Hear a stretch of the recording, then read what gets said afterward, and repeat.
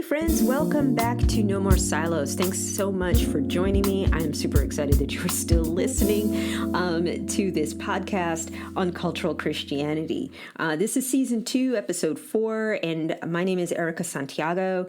I am hopeful that you are, if you're not already, going to follow me on social media at Instagram or on Facebook at Cultural Christianity. If you have questions for episode ideas or comments or questions about anything that I've talked about in any of the episodes, you can send me an email to podcast@ericasantiago.com.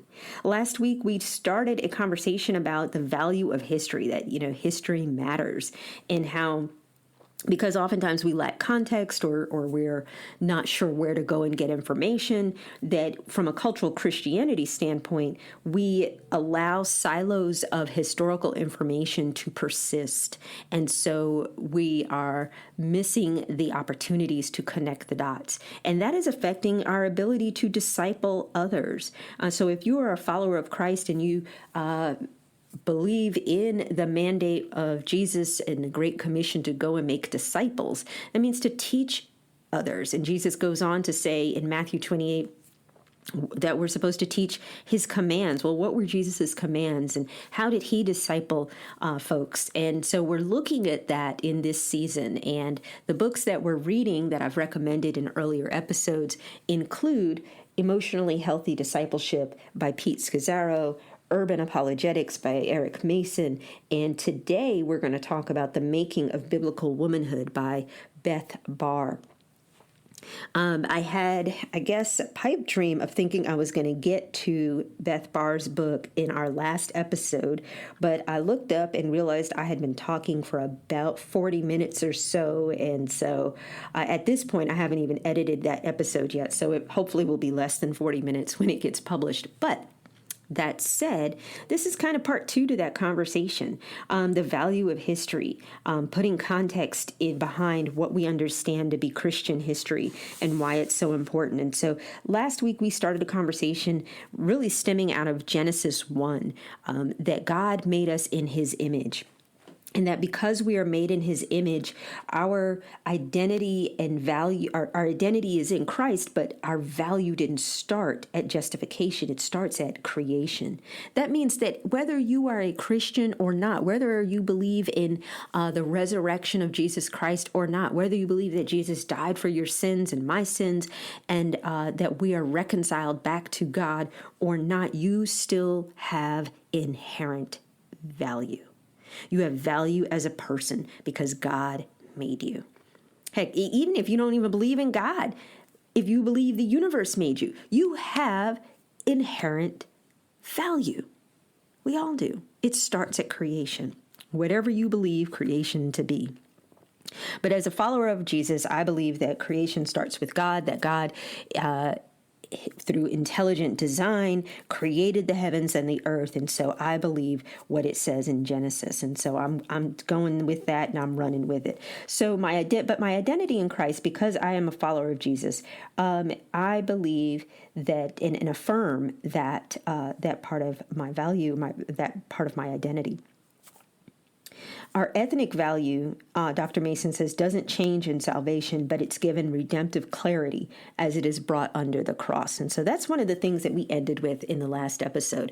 Looking at the first couple of chapters in Urban Apologetics, and again, my goal here is to, in this season, to help you and myself, because I'm kind of walking through a lot of this as I'm talking about it, to use these resources to disciple others. To be in a better position to talk through and teach what it is Jesus commanded in a better context, a context that considers the history, not just what happened in the last 50 years, but the history going back 2,000 years. I mean, honestly, we'll get to that. Let's talk about a further exploration of dignity. Remember, we're getting that out of Genesis chapter 1, but a few years ago, maybe it was 2 years ago, maybe 3 years ago, I did a Bible study for our church on all the women in the New Testament, not just in the Bible, because most of us know about Ruth and Rahab and Sarah and so forth. But a lot of us are not familiar with all the women that are in the New Testament, because sometimes we just have their names. Sometimes they show up at the end of a story or an account in the New Testament. And so we're not really sure what to do with those people. And we're not really sure what the biblical tradition or historical traditions are around those people. And so we explored that. And in that, I came across a few different quotes that I'll share with you right now. One is from someone named James Hurley, and he said, "The most striking thing about the role of women in the life and teaching of Jesus is the simple fact that they are there. Although the gospel texts contain no special sayings repudiating the view of the day about women, their uniform testimony to the presence of women among the followers of Jesus and to his serious teaching of them constitutes a break with tradition, which has been described as being without precedent in what was then contemporary Judaism." It's a big deal. Another writer says, Jesus treated women with dignity and respect, and he elevated them in a world where they were often mistreated. And goes on to talk about how Jesus did not perceive women primarily in terms of their sex, their age, or marital status. He seems to have considered them in terms of their relation, or lack thereof, to God. I was reading something recently that talked about how in the Old Testament, women were described often based on their beauty, their outward appearance, more often than not. But in the New Testament, we don't get that. We don't hear about how beautiful Mary was or what Mary Magdalene looked like. What we hear about, or what we read about in the New Testament, is their character, their faith, and their relationship to God. And why is that important? Because that's the gospel message, that we are reconciled through Christ's death and resurrection to God, to that Genesis 1, God made us in his image, the dignity that comes from that. Another writer says, Jesus' honor and respect was extended to all women, an attitude largely unexpected and unknown in his culture and time. Jesus, unlike the men of his generation and culture, taught that women were equal to men in the sight of God. Women could receive God's forgiveness and grace. Women, as well as men, could be among Christ's personal followers. Women could be full participants in the kingdom of God. These were revolutionary ideas. Many of his contemporaries, including his disciples, were shocked.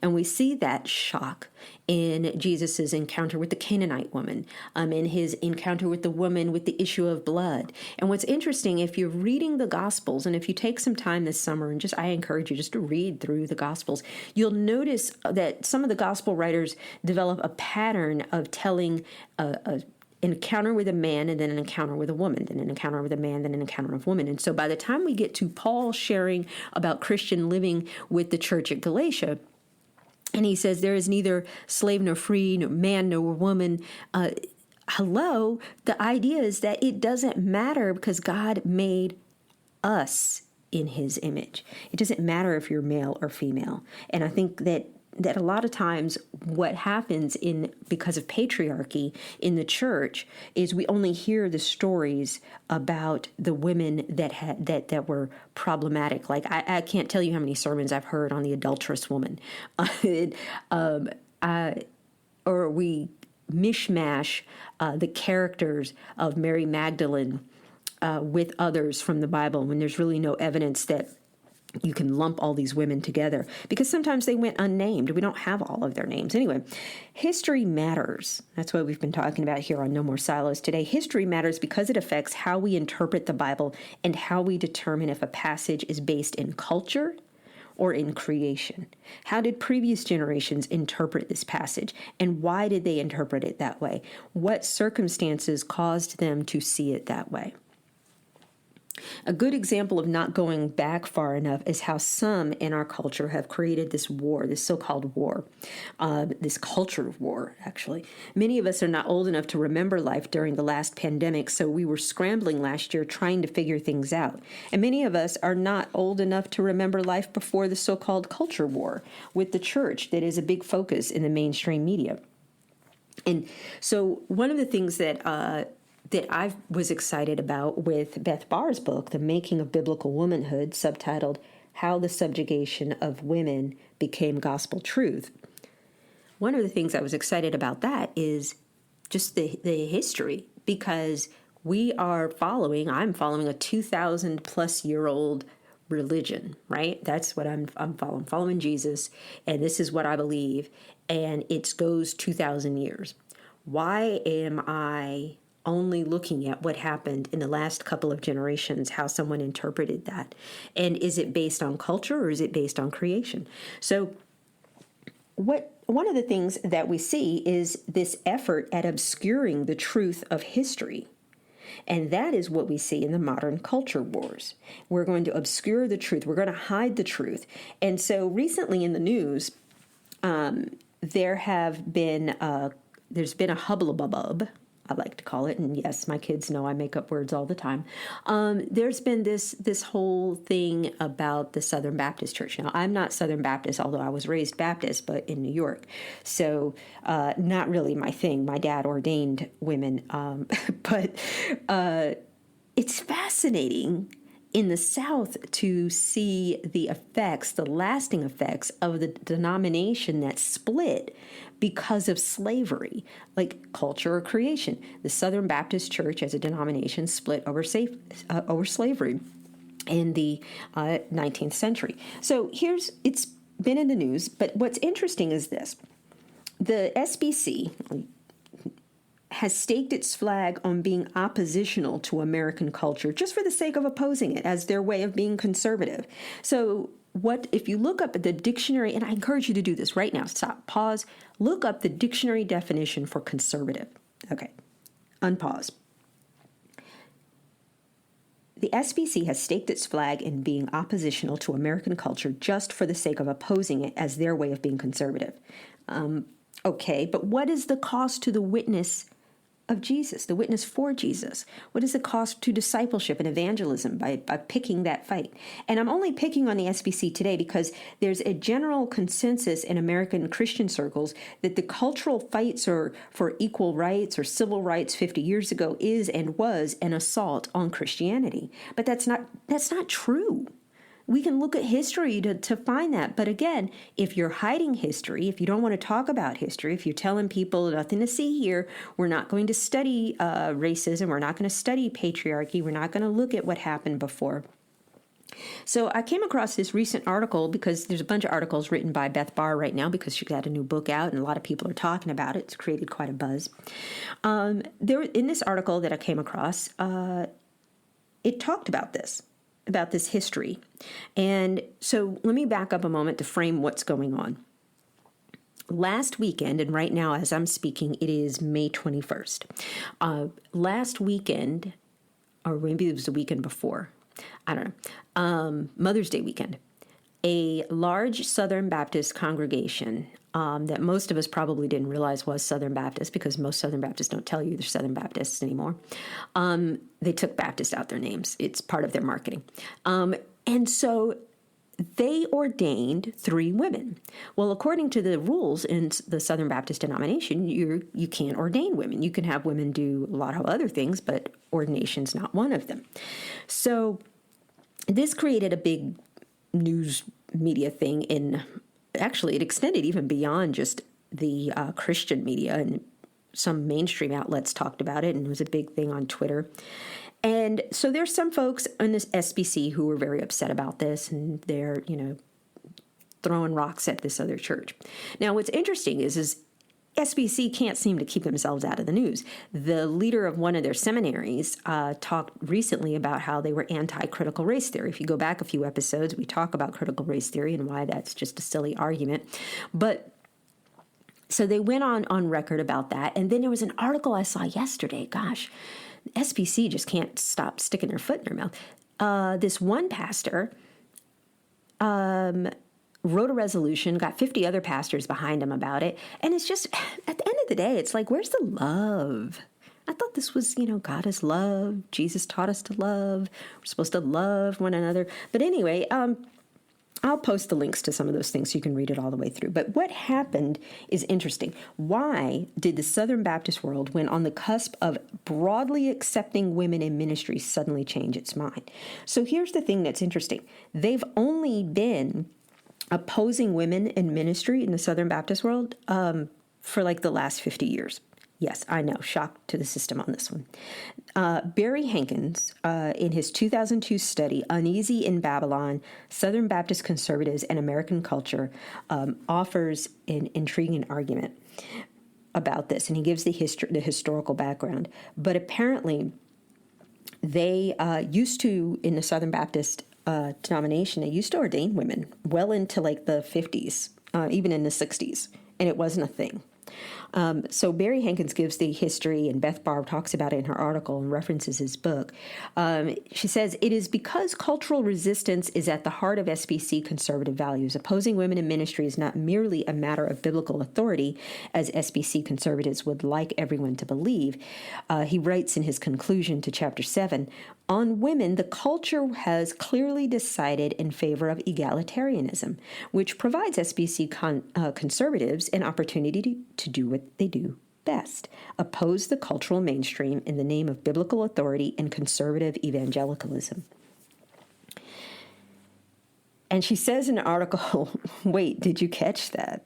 The SBC flipped its stance on women in ministry, not because of the Bible, but because the conservative faction that took over the SBC in the late 1970s grounded their identity in cultural resistance. As Hankin writes in the introduction, conservative leaders came to believe that America, including the South, was in the throes of a cultural crisis that necessitated a warlike struggle against the forces that were hostile to evangelical faith. Women in ministry, at least in the Southern Baptist mind, became connected to the American crisis of the family. The only way to preserve the family, SBC leaders decided, was to oppose women's growing equality with men in leadership roles. Now, I'll post a link to the whole article so you can get it. I hope I've done it justice in just giving you a little window into what they're talking about. Just to clarify here, currently, the Southern Baptist Church, as a denomination, does not allow for the ordination of women. They don't even allow for women to speak to a mixed gender audience. And so that, but what the history shows us is that that was not always true. That in the late 70s, they grounded their identity in cultural resistance. And I think I mentioned this documentary before, but a great one to check out to understand some of the history behind our current cultural wars. And that includes the fight against abortion and the so-called culture war against the American family, is PBS's documentary, God in America. And I think you can stream it from their site or find it on YouTube. But if you like books, then The Color of Compromise by Jamar Tisby covers this same history as well. And here's why taking a look at the history of the evangelical church in America is so important. Not that we're anti-evangelical or anti-church, because there's a lot that I agree with personally with from a faith standpoint and a scriptural standpoint with evangelicalism, but rather to understand that scripturally speaking, even Jesus said there would be false teachers.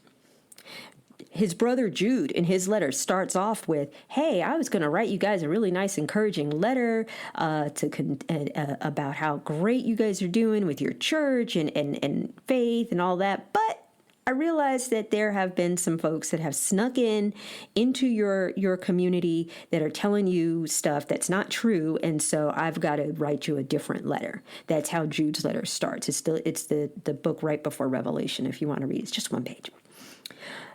Or Galatians, Paul's letter to Galatia, the church at Galatia, where Paul's like, whoa, what happened to the gospel I taught you?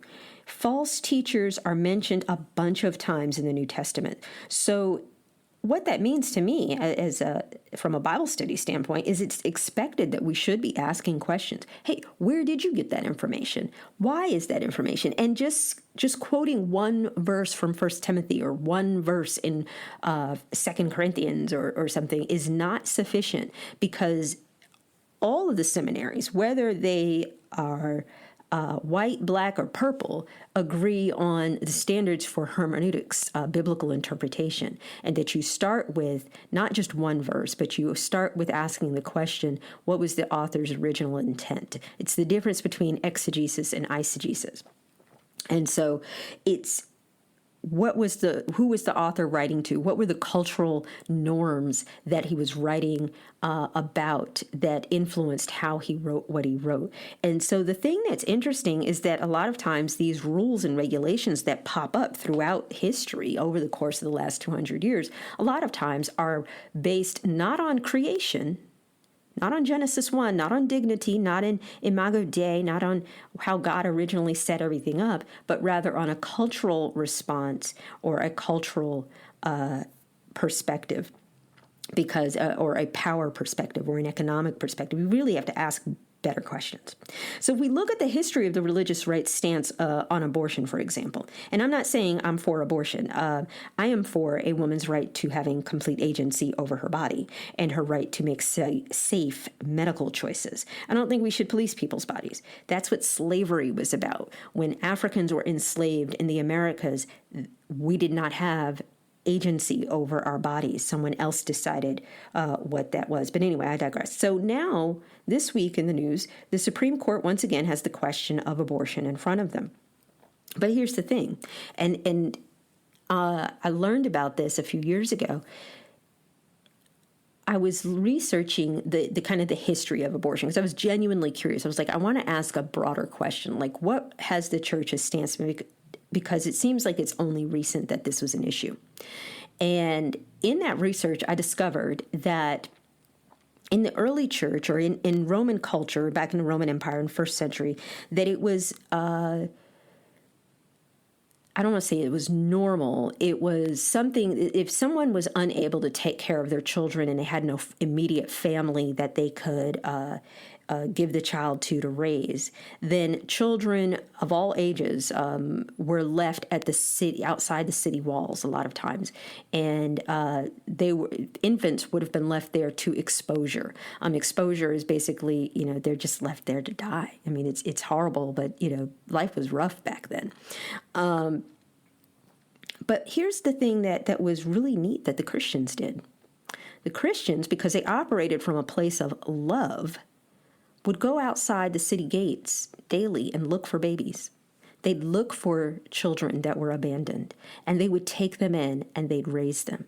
And so in the early church historical accounts or stories that were shared in the first and second and third centuries, you read about people who were adopted, not just adopted into the family of God, but adopted by Christians, by people who how they interpreted and understood the gospel caused them to take action to save people. There's a lot of reasons why that happened, but the Christians would come along and take in these children and they'd raise them. And so unless you've got a plan that involves raising and lovingly taking care of unwanted children into your home, I really don't think you have a good logical argument against abortion, because otherwise you sound without a full picture here, you sound like you're just saying, I want to control someone's body. I'm going to tell you what you can do and what you can't do, but I'm not going to give you any resources or support to make it work out in a godly way. So again, there's a whole lot of history behind that. And then this week, the governor in Texas signed a state law that abortions would be illegal at 6 weeks in pregnancy. And I thought that was interesting because some of you who listen know me personally. And you know that, and I guess I'm admitting total space cadet on this one for myself. So, but hey. So I've got 4 kids. My last child, who's now 10, I didn't realize I was pregnant until 10 weeks in. I literally was just not paying attention. And I guess after you have a few kids, you stop paying attention. But the thing is that most women aren't going to notice that they're pregnant at 6 weeks. They really aren't. And so by saying that it's illegal after 6 weeks to have an abortion, you pretty much have left people with no choice. So I digress. But I wanted to share that point because some of you might be guys and you may not realize how all that works. So the religious right took a stance against abortion, not in 1973 when Roe v. Wade was decided. No, they took a stance in 1979, 8 or 9 around that time, during the Carter administration. And I wrote myself a note here. I meant to find the quote, the exact page number and color of compromise, where he talks about the Carter administration. Because those of you who followed Jimmy Carter know that if anybody's a follower of Jesus, it's Jimmy Carter. I mean, he teaches Bible study, he teaches Sunday school. He's really lived out a life that looks like he's trying to follow Christ. But the Republican Party decided at that time to put their eggs in the basket of another guy who was sort of kind of marginally Christian, and that was Ronald Reagan over Jimmy Carter. Now, again, I'm not trying to be political here. This is a historical fact. They put their eggs in the basket of Ronald Reagan. They did not like Jimmy Carter. Why didn't they like Jimmy Carter? Because they didn't agree with his policies politically regarding their business, their money interests. So let's back up a moment. When did schools get desegregated? Late 60s. In the South, they were still desegregating schools well into the 70s. And in the 70s, you had a lot of Christian private schools that popped up all over the Deep South because folks didn't want to integrate the public schools. So they just took their kids out. But they still wanted the nonprofit tax break. But the IRS policy at the time in the late 70s had a rule about discriminatory practices. So you couldn't claim nonprofit status if you discriminated against who you let into your school. So back to abortion. That topic wasn't going to fly as a political platform for the religious right. So what they did was they got a bunch of pastors to go along with telling their congregations that it was that the Democrats were in favor of abortion and that this was bad. Mind you, nobody cared 6 years ago when all this was going through the Supreme Court. But then all of a sudden, everybody cared. Why? Because it became a political platform. And here's how it doesn't make sense and how it impacts our ability to disciple people, to evangelize folks who are outside of this religious context that cultural Christians live in. Another example, with the Texas governor signing this bill against abortion this week, he also, the very next day, signed another piece of legislation banning face masks in public schools because, and I quote here, Texans, not government, should decide their best health practices. If people can decide whether or not they want to protect small children from a pandemic, why can't these same people decide whether or not they engage in any health practice? Anyway, so we have to ask ourselves, why are some folks so bent on controlling women's bodies in the name of their religious beliefs or saving lives, but at the same time so unconcerned about keeping children safe from a deadly pandemic while they're at school? It just doesn't make any logical sense. And so that goes back to our original question of how does history impact what we understand about our beliefs, about how we are able to disciple others. Because what ends up happening is this damages our evangelism efforts in the church. And I'm so serious when I say this. Non-believers find it real hard to take Christians seriously when this sort of wackiness is what we show them. And I apologize a little bit if I'm on a soapbox about this, because this is the kind of pushback that we hear. In fact, when we were talking about the Black religious identity cults last week, as Dr. Mason was pointing out in Urban Apologetics, when we do things that are inconsistent with the gospel, when we do things that don't demonstrate the love of Jesus, when we do things that clearly impact discipleship and evangelism efforts, what we end up doing is we send people either far away from God, or we just flat out send them away from Christ and into the direction of a cult. And so from a cultural Christianity perspective, whatever your political, cultural, religious beliefs are about the abortion debate, that's not really what I'm here for. It's the historical record.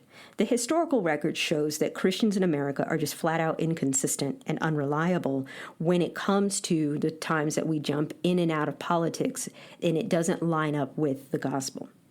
So how do we fix that? How do we be more like Jesus? How do we follow me as I follow Christ, as Paul said? Throughout the Old Testament, the children of Israel were reminded of how God rescued them from slavery in Egypt. In the New Testament, we're reminded at the beginning of many of Paul's letters to remember the gospel that they first heard and were taught. And the gospels themselves open up with a history of God's saving grace through the genealogies of Jesus. History matters. It's not enough to base our claims for or against feminism or systemic racism or patriarchy just on the last 50 years. We have to look deeper. Our scriptures are older than 50 years, so why not look there first? And the historical access is evident in Beth Barr's book, The Making of Biblical Womanhood, because she is actually a medieval literature professor. Her research wheelhouse predates the Americanized Jesus. And so with that, she's able to paint a picture throughout the book that is historically accurate, that goes back and looks at the cultural versus creation influence.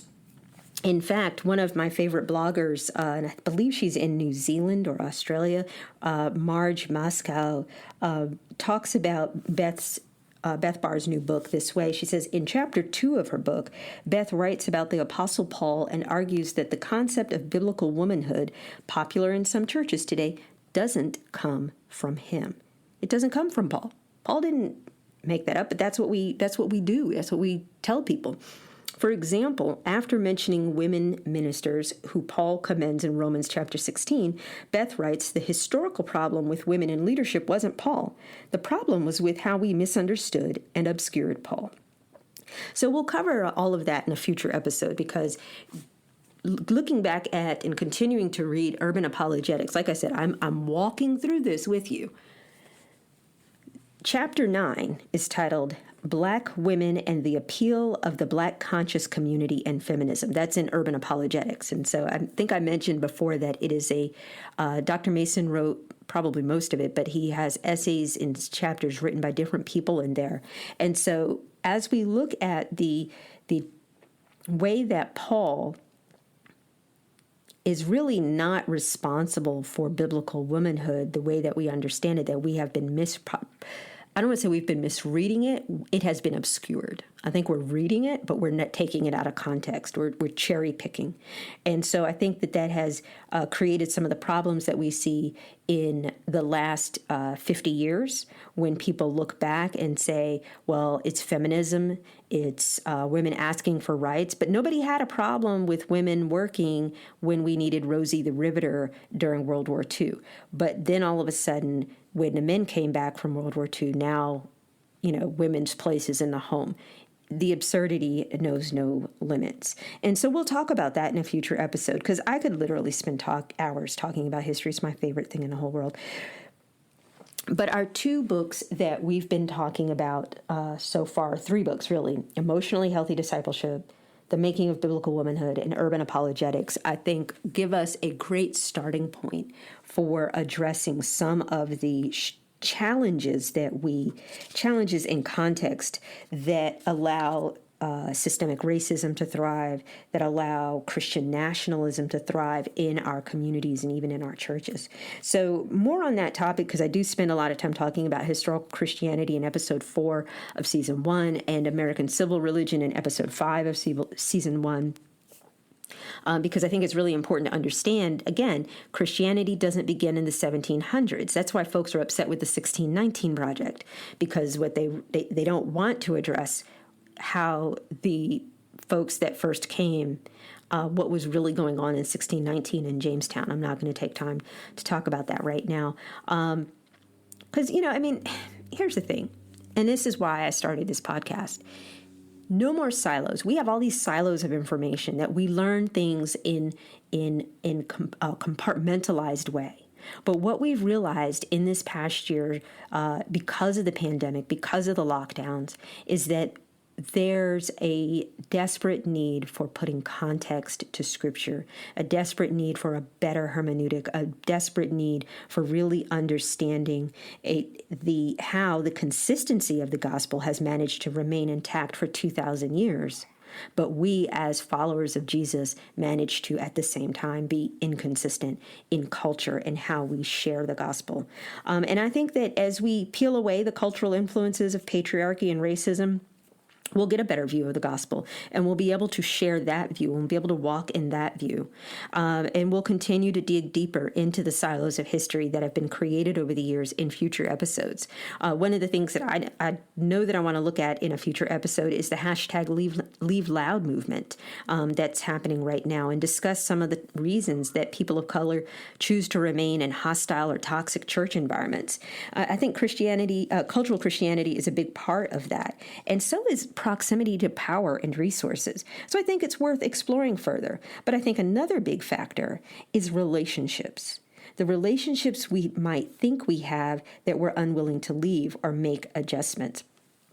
Often in Bible study, I talk about how the cross is symbolic in so many ways.